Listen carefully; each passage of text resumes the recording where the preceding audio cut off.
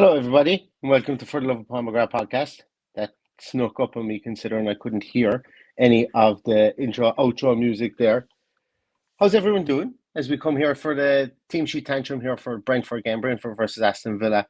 Paddy, you might have to take control of an awful lot of this because as you can see, I'm on my mobile phone, my mobile telephone device, and things are a bit difficult for me. But how's life with you today, Paddy?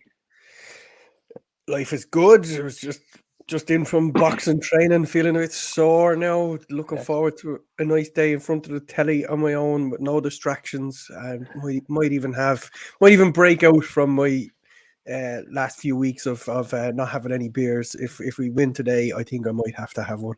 But for now, I'm just hopelessly optimistic about what's going to happen today, and I may come down with a bump, but we'll ride the emotion while we can.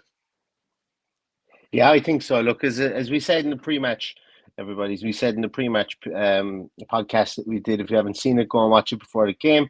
But look, this is a winnable game, but we also have to be, as Unai Emery and as John McGinn and everybody has been saying, we have to be humble because we're by no means the finished article. We're by no means the well-oiled machine just yet. Yes, we're going through a massive purple patch, and long may it continue. And by no means are we talking down what the last 7 or 8 games have been for the club. But this is Aston Villa, and we need to continue to prove to us and to prove to everybody and to prove to ourselves that we can, stay the course over the next 6 games.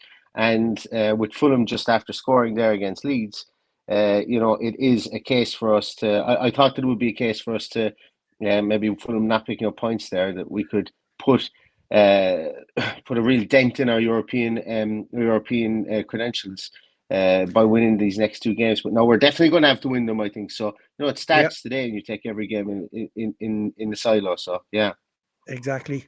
Matt has left us a super chat there. Points to the podcasters. Looking forward to thanks, a Matt. big week with all your musings. Tempted to subscribe to The Athletic just to read about how Nassif first got the itch for Unai. Didn't see that bit. I might have to look into it myself. He said that we can save him dollars and make something up for him. Exactly. Yeah. Greg Evans had a great piece out on it, and I think he did a great piece on the Athletic podcast as well, which I haven't got a chance to listen to just yet. But I've read the article and it's pretty good, I must say. Greg's doing some great long form stuff. Like one of the things, and look, this isn't a sales pitch for the Athletic. Don't get me wrong. I know there's quite a lot of people here that won't agree with long form articles and stuff like that as well. But there is a time and place, I think, there whereby the short and snappy stuff. I have a very, very short attention span, and that short and snappy stuff is good for me. But definitely sitting down and reading in-depth articles that and that you can smell and you can almost taste have taken about a month to write because you're trying to meet up with loads of different people. There's serious kudos for those as well, and I think that fair play to everybody who's putting together Villa content, whether they be a part of a media group or whether they be a fan-led media at the moment. Let's ride this horse and let's see how far it takes us for sure. If anyone is wondering what I'm doing here, I'm trying to get on the laptop and it will not let me get on. So, Paddy, I'm going to throw it to you for 5 minutes if you want to pop up some comments there or until the team sheet comes out, because this is beginning to bug me as to why I can't get on my laptop. I'm having a problem with my mouse, which doesn't help. So I'm using my little pad here. So Connor is in from Brazil. Nice to see you, Connor. We also have Bertie in from Lisbon. So truly a worldwide podcast, and let us know where you're looking in from. I know Matt that commented earlier is in DC, isn't that right, Matt? Mike Collins is in LA. Almost game time. Up the Villa. Let's do this, lads. Craig reckons I may need to break out the Jameson. Well, if the breakout of Jameson is probably from my nerves, because this is the most nervous I've been in a long time. I'm genuinely worried. Worried is not the word. I just so anxious about how things are going so well, and it's just the Aston Villa way for us all to be worried about how it's gonna end. And when it ends. So I think that's the fear at the moment is just to worry about when it will come to an end, because like all good things, it has to happen. But for now, all we can do is just sit back, enjoy it, and enjoy the ride. Who else is there? Paddy. Yeah. We have team news. Greg Evans is after stealing our team sheet. Tantrum. He's after he's after popping in the teams there. So we have Emiliano Martinez in goals, Ezri Konza, Tyrone Mings, Moreno and Young, Douglas Luiz, John McGinn, Buendia, then Donker, Ramsey, and Ollie Watkins. No change in the team. Substitution. The subs bench is Robin Olsen, Sinisalo, Diego Carlos, Bertie, Chambers, Duran, Dina, Revan, and Patterson. Absolutely no change throughout the course of the whole team. But there must be some change because we didn't have two goalkeepers last week. We did. Did we? We did. We had Sinisalo and Olsen last week. Yeah, we did. It was the week before where we had that really young kid. It was named Wright, I think his name was. Remember, we were. I was thinking that he wasn't a goalkeeper, and then everybody willfully informed me that he was a 17-year-old or 18-year-old goalkeeper who was on the bench. Yeah. Brentford's team, and sorry you can't share it up with you here. If I can get onto this link via my laptop device, I will do that and share it up with the David Ray in goals, Aaron Hickey and Rico Henry, the two fullbacks, with Pinnock and Ben Mee. Yeah, so they're going with four at the back. Christian Norgard, who I spoke a bit about in the pre-match, is there. Jensen and Janlet comes into that midfield, and then they've got Kevin Shade, Ivan Toney, and Brian Mbeumo up front. So not really a massive change for Brentford, but they are going with a 4-3-3 there, and Villa will need to keep their eyes open on that one. Their bench is Matthew Cox in goals, Josh Da Silva, Johan Wissa, Zanka is there, Salmon Godas, Onyeka, Damsgaard, Baptiste, and Roerslev.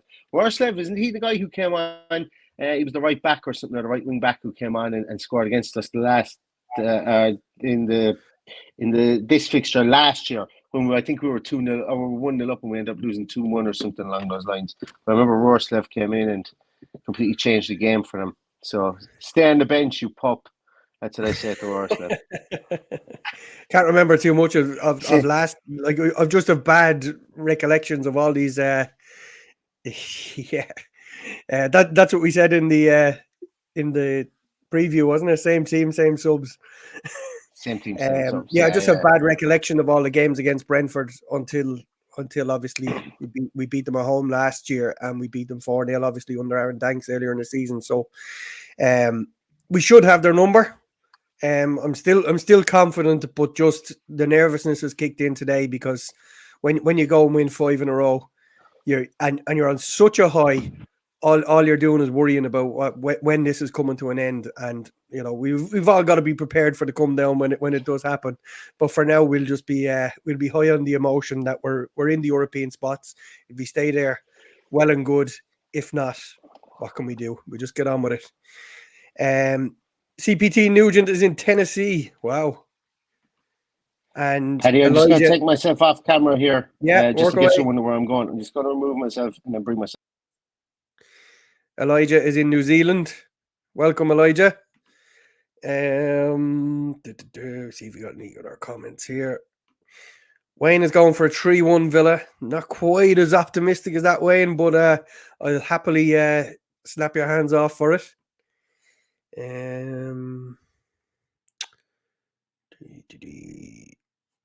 Oh, look at that one. Habs is undercover in small heat.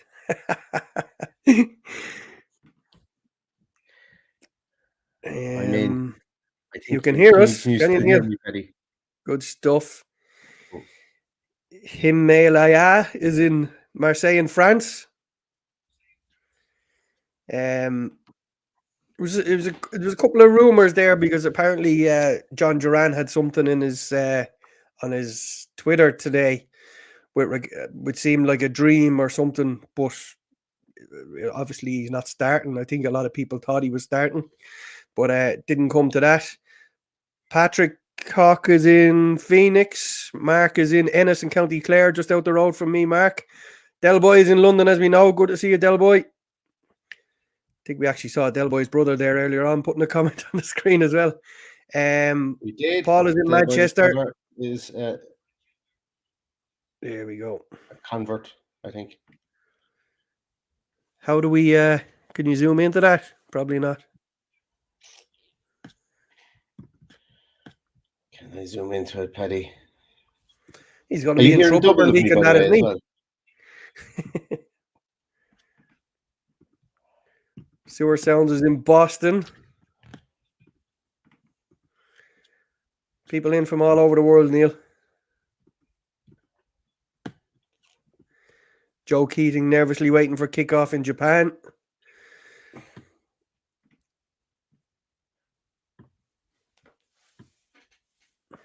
Have we lost you, Neil? No, I don't think you've asked me, but I'm hearing myself 3 times in my headset, so you're not hearing that, no? No, can't hear that. Anyone else hearing that?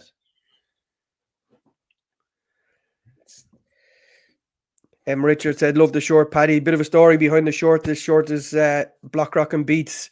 Our good friend Deck Pearce, who's a radio DJ here in Ireland, does some fabulous gigs and does them wearing these shorts. So if you get a chance to listen out to Deck Pearce, give him a like on the socials. He's playing a big gig in Fairview Park in the summer. Looking forward to that one.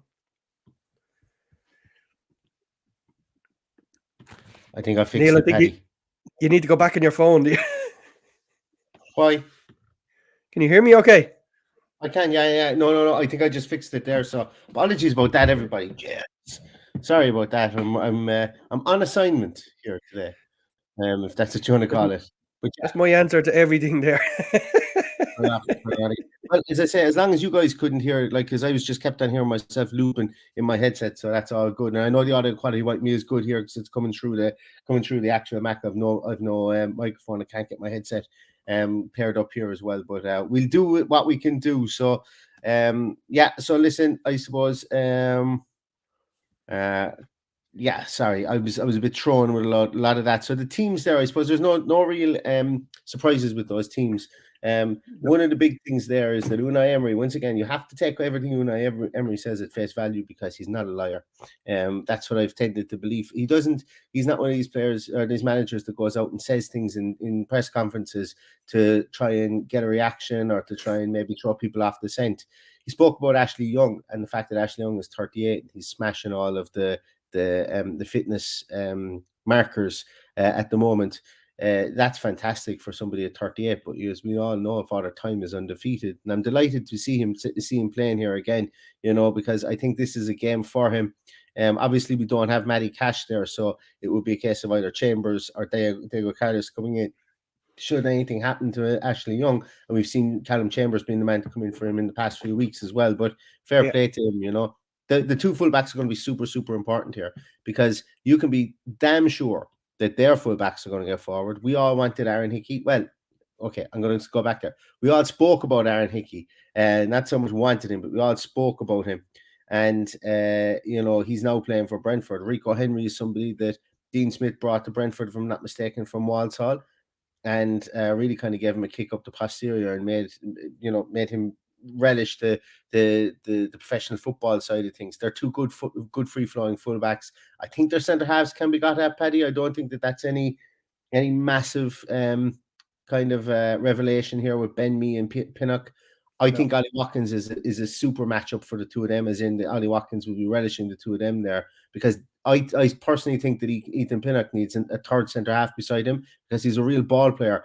But I think Ollie Watkins won't give him a second to settle on the ball. And I like the matchup here today, specifically within those those fullbacks, and also the fact that Ollie Watkins will be marshalling, I suppose, in between both Ben Mee and Ethan Pinnock.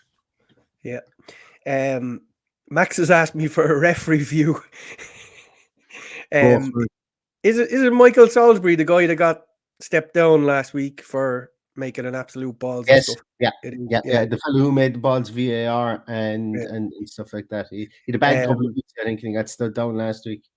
Yeah, well, that answer your question, Matt. I've kind of moved on from talking about referees in advance because we all know that they're all as bad as each other. They're all capable of making the same mistakes. I think it totally depends on the opposition, what kind of decisions you get. So I'm not going to go down the road of giving out about him before it, because I might do it afterwards. Martin McKeever Thank you so much for that. Really appreciate it. Thanks a million, Martin. Lovely gesture. Thank you so much. And Matt in again. Thanks so much, Matt. Matt guarantees a win if we hit 20 likes on this show. What 20? You mean 200 likes, Matt? 200 likes. We've 386 people watching at the moment. Exactly. So I think someone said there's 25 likes already there. So just get clicking on that thumbs up button if you can. And if you're not a subscriber, I'm going to say it here as well. If you're not a subscriber, consider subscribing to us. You know, it's free, and just basically it just drives the algorithm mental, and it'll push us out to other people. So that's essentially the reasons for hitting that thumbs up button and for liking the podcast. Also, putting comments in underneath is just as good too. But once again, you can't put comments in unless you're subscribed, as far as or unless you're signed in, and you have to be signed in to hit the thumbs up button and you do subscribe as well. Yeah. So also, just while we're at it, Paddy, as I say, once again, I'm just going to, because there's a lot of people who have reached out to me directly via DM on this, and they were looking for me to maybe share the details of this on social media. It's to do with the preseason tour. And as I said, biggest reason we wanted to share this information is because there's a lot of people who are maybe thinking about going on the tour and might be put off about potentially having to, book everything themselves and not be sure what's going on or where match tickets are. Take all the hassle out of that for yourselves. If you want to, and you can get in contact with Andrew there from Sports Travel Tours. There's some of the packages on the site there. I will start posting this to social media. There's a couple of people who've said, you put it up in the podcast and then it's gone and I don't have any information. I can't take down what the address is. So I'm going to start posting it on social media for any of you guys who are interested. As I say, any of the packages for our preseason tours, you can just go to the Philly game, you can go to the DC game, you can go to Philly and Orlando, or you can go to the full 9 days and take all the hassle out of all the sub booking that you guys would have to do yourselves, and get Andrew in Sports Travel Tours. He's a Villa fan. He's probably watching the podcast here, actually, I would say, because he's back in the UK, as far as I'm aware, and he's going to be at the Fulham game on Tuesday night. So as I say, Andrew, hopefully you are, well, I'm not going to say hopefully, you are the lucky charm that's going to take us over the line for these next two games as well. So that's just Sports Travel Tours, everybody. I just want to share it up again because a lot of people have asked me about it, and I will be putting it on social media as well. And as I say, look, the only core goal about doing this is, there's not much in it for us at all, if anything, and we just want people to get over and see the games if they want to. So, Andrew reached out to us, and we were delighted to help him spread the word around. So thank you very much to Sports Travel Tours, and if anybody's interested, give him a shout. Absolutely. Take the hassle out of booking it for you. But going back to the game here, Brendan explains, our old friend Brendan Walsh explains better. Dec Pearce can be found on Today FM here in Ireland. He's a DJ. His show is called Block Rock and Beats. It's dance tunes, mainly 90s dance tunes, we'll call them. So if you're among my age group, you'll appreciate it more. And as he says, you can see lots of Villa jerseys and stuff at his gigs. So it's good crack. The amount of Villa fans you meet. I think we had a Christmas party there, Neil, and a guy came up to us at the door and went, up the Villa. Yeah. It was just going in, the fella just goes up the Villa at the door. Yeah. So that was a great night. That was a brilliant night. And Dec's a lovely fella as well. He's been through trials and tribulations over the last 3 or 4 months, but back on his feet again. And wish him all the best with his new tour as well with Black Rock and Beats. Back to the game, I suppose, Paddy, for a moment. Not that any of that was trivial stuff that we were talking about. It was all important stuff, but back to the game as well. Like this, how do I phrase this without rising Gunners fans? And I don't want to do that, but let's just say Arsenal don't win the league. I still think they might win the league. I think if they get a draw during the week against Man City, that they will probably go on and win all the rest of their games and win the league. But let's just say they don't, and let's just say that throws Arteta out of running for manager of the season. It's probably then going to run down towards like the De Zerbi, Unai Emery, and the man that we're facing up against today, Thomas Frank. And when Steven Gerrard was relinquished of his role at Aston Villa, there was talks that Villa were really interested in Thomas Frank. And there's now also talks that Spurs are really interested in Thomas Frank. So what I'm trying to get at here, Paddy, is what's Paddy's view on the fact that, there's a lot of talk about potentially a manager moving on. He's been there, 4 years now? Maybe he does see it's time to maybe move on to something different. Do you think that might be something that might derail their push for the end of the season? I suppose the best way to derail it is for us to go and beat them today. But do you think maybe that kind of chatter and that talk derails managers in the final parts of the season? Yeah, but look, I think if it was our manager being spoken about that way, I'd be very disappointed. Yeah, If the manager didn't come out and say, "Look, I'm here for the long haul. I've no intention of doing that." Blah blah blah. But the guy is obviously a very good manager. He's really really loved there. Um, do I think he'll move on? Yes, eventually. I always said that when things started to turn sour, he would probably get a decent enough job. Of the Spurs caliber, I've no idea. I've no idea what you know. He probably would have been a perfect fit for us at the time when he was talked about, but for for Spurs, it's a huge job, and not a job that I would wish on my worst enemy, to be honest. yeah, it's yeah.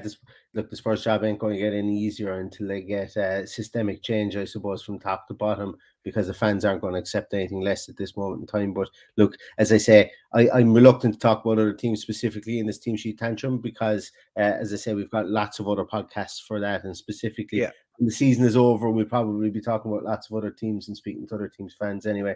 Anyway, but we want to concentrate on what we're doing. I said that to you as well today, Paddy. There was news, and we're not going to talk about it, but there was news that was online today about, administrative is what we would call it, kind of changes coming into Aston Villa. For me, I'm going to be honest, it's been a long time since I've had a chance to be super happy about Aston Villa and concentrate and be really delighted with what I'm seeing on the field. It's been Martin O'Neill's tenure, so it's really going to be footballing talk with Aston Villa, and player talk and stuff like that from here on in until the season is over, and then we can look at maybe the other aspects and the idiosyncrasies that go along with being a fan of a football club, such as yeah. some of the things that were mentioned today.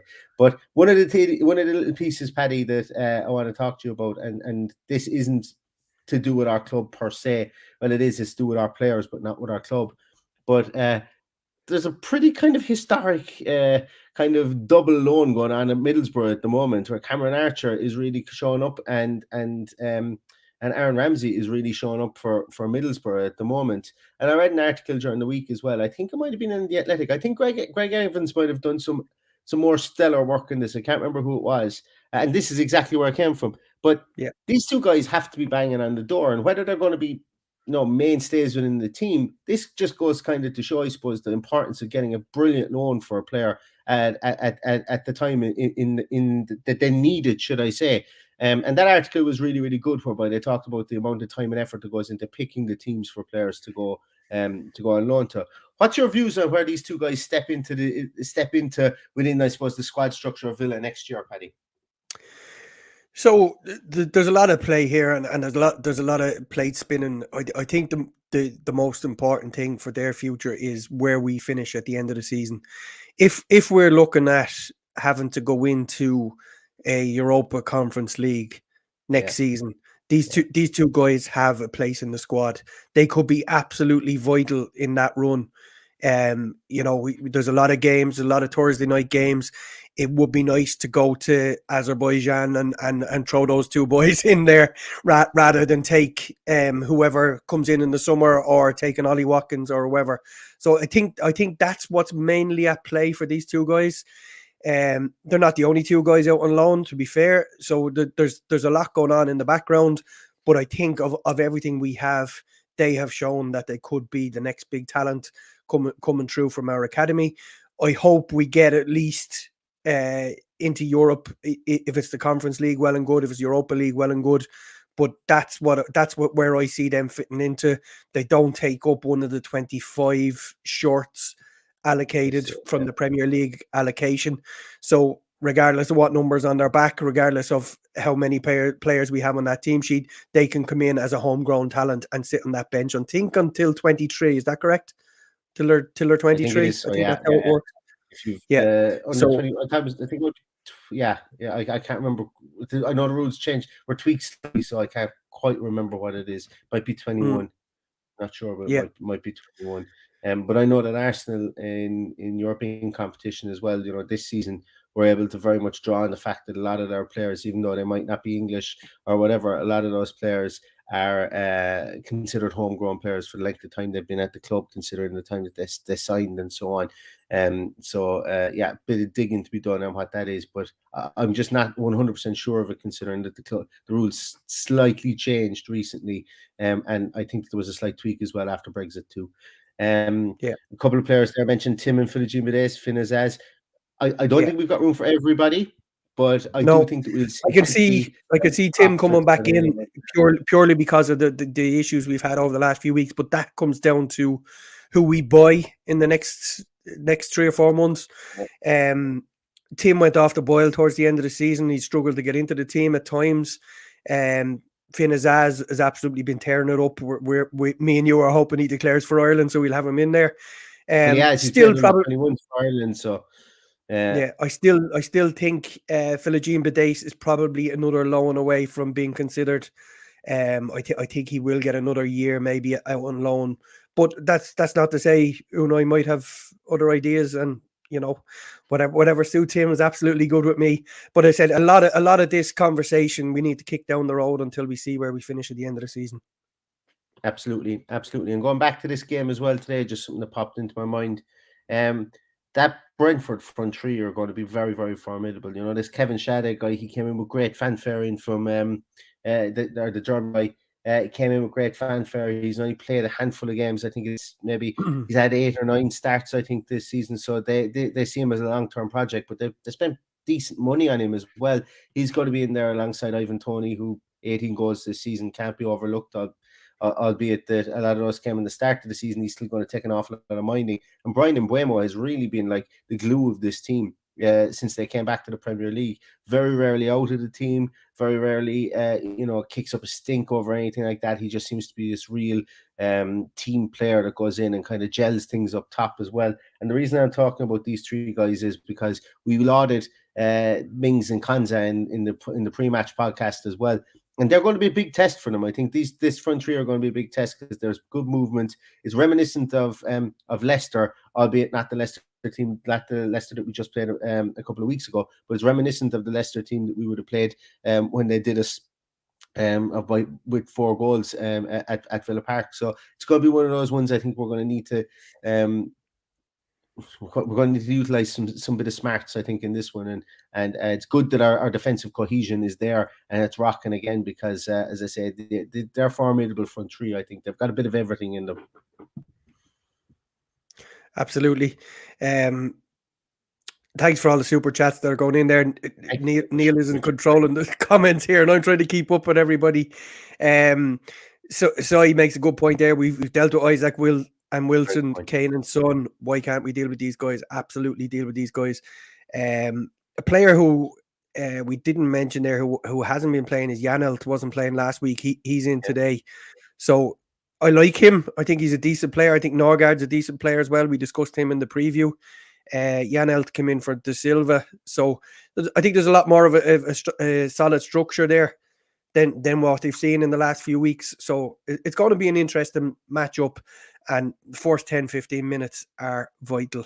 And looking forward to this. Another tactical battle from the professor today.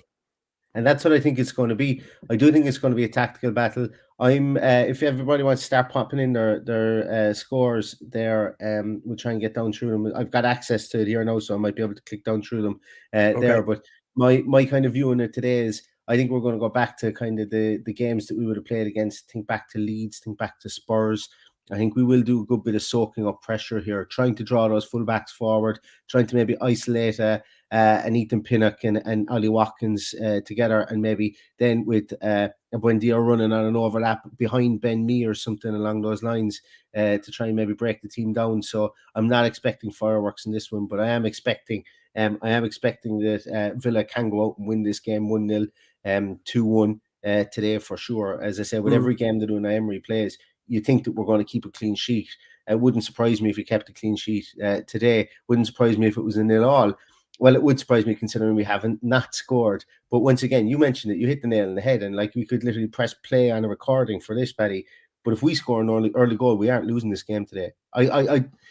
Sorry, I'll go back. If we score an early goal today, I find it difficult to see us losing this game today, just based on the massive amounts of consistency that we have. Now, the team always have, there is always the propensity for a bad day at the office, like we had against Leicester. But those bad days have been really few and far between. I got really cross over a Liverpool game. That'll tell you. Remember when I got really cross and I started? I was almost out of character with how negative I was about the defending against Liverpool. I was right about it, but I was overly negative in the way that I stated it. But we weren't actually destroyed in that game with the amount of attacking intent that we had. That's the way we've been playing so far, is that we've got lots of attacking intent, but we've sharpened up at the back and we've tightened up at the back. And our consistency is through the roof. Granted, we are the form team in Europe at the moment. So, I'm going to go with a 1-0 Aston Villa today. I don't know who's going to score. Wouldn't surprise me if it wasn't Watkins, but I don't know who's going to score today. I'm going to go with my defensive goal again. I think this is getting a bit closer. I'm getting a bit more optimistic, and it's not even beer in my system to make me do this. But I'm going to go with a 2-0 win today. Just want to go back to this comment that Mark makes here. Mark has been on with us before. Yes. He's on the Aussie Villains podcast with Mark and Tez and Paul and all the guys there. If you get a chance, have a listen to them. They're 4 guys based in Australia, all Villa fans. But he said the ideal scenario is that Borough get promoted and we send them back there for a year to get Premier League experience. That would be absolutely brilliant. But it depends on how much we need them next year as well also.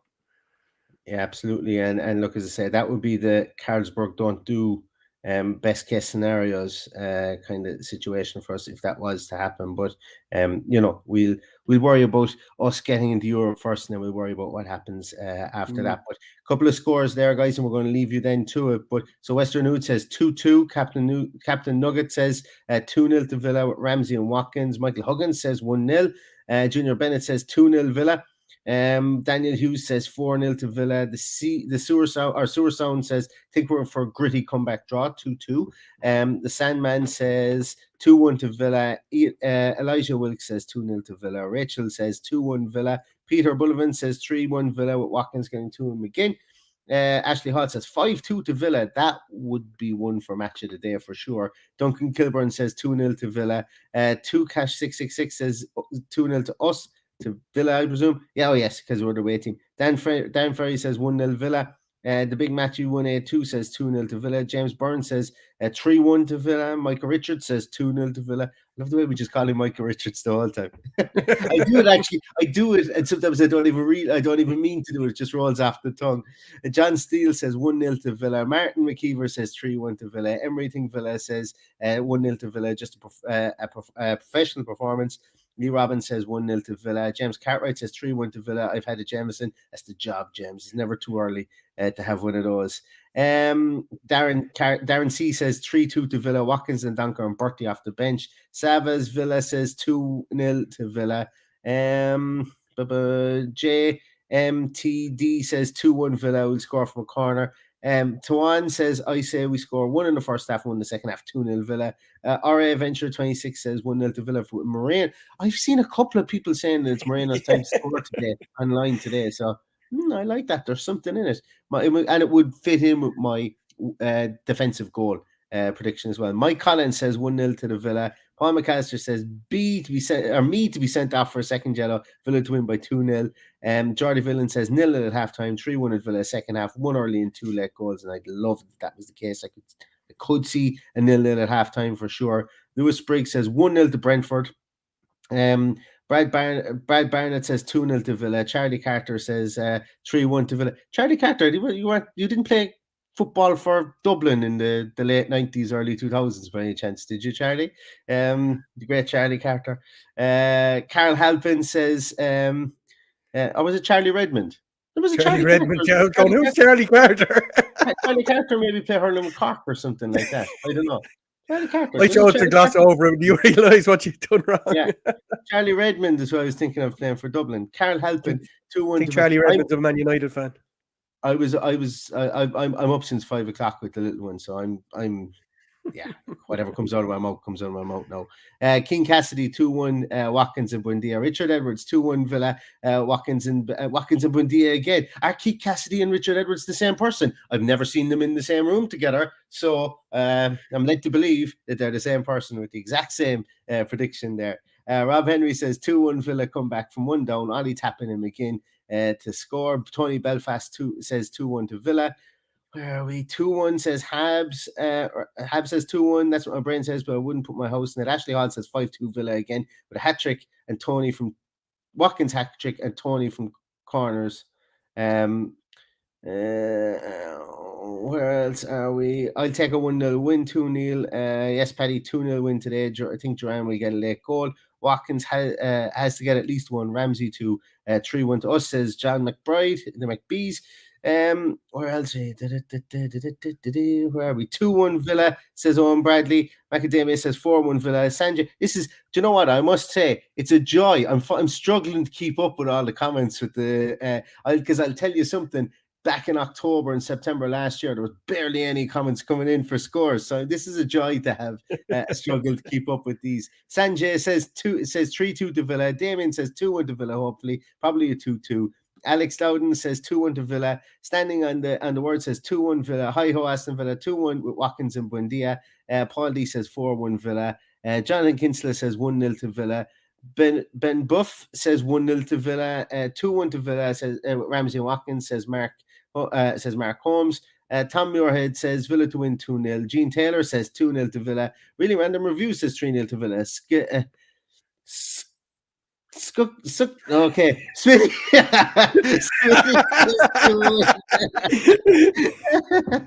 Great name, by the way. I actually read this one. I was not going to read this out. Villa Watkins hat trick for the latest edition. Bertie W says 1-0 to Villa. Conzet to score. Himpus says 1-0 to Villa. Going to be a KJ affair. Sharik says 2-1 to Brentford, sadly. Jim Quatermain says 4-0 to Aston Villa.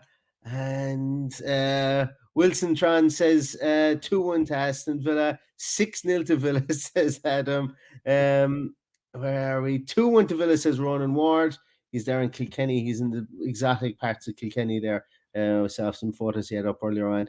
Jason O'Brien says 1-1. Steve says 1-0 to Villa. Matt Parker says 2-0 to Villa. Villa 1982 says 2-0 to Villa. 100-0 to Villa, says Slanja. And Charlie Carter was corner forward for Kilkenny. I knew there was a Charlie Carter that played somewhere along the line. I would have got that if I had even a modicum of caffeine in my body at the moment. Sammy Gull says 2-0. Falia Babu says 3-0 easy. Neil will read anything that's on the teleprompter. 101 to Villa. Pete Still says 2-1 Villa. And Rob Finnegan says 2-0 Villa for me. And that's it. No more scores. Right, tough. No more scores. And if somebody wants to put on a nice little responsible bet, I'm looking at Alex Moreno for the first goal here is 45-1. 19-1 to score at any time. Wow. 19-1 score at any time. Yeah. I think that's that'll do. That responsibly for sure. Well, we're 18 minutes over the allotted time that I was given, and I'm going to get eaten when I go back downstairs now because I have a little lady who's been mad to play with her daddy there since she woke up. So we're going to leave it at that. Everybody, get yourself settled in front of the TV if you're watching on TV. If you're in the ground, let us know in the post match what the atmosphere is like. I don't know of anybody who's been to Brentford, I don't know of many people who've been to Brentford and seen an Aston Villa win. Actually, I don't think there's probably anybody alive, considering it was something like 1947 since the last time that happened. So if you're there and if Villa do get a win out of this, just remember that you're making history. And even if you're not there and you're watching it, just remember that this team are making history, and long may it continue. So until then, everybody, we'll see you back here for a post-match podcast directly afterwards at 4:55 here, Irish and UK time.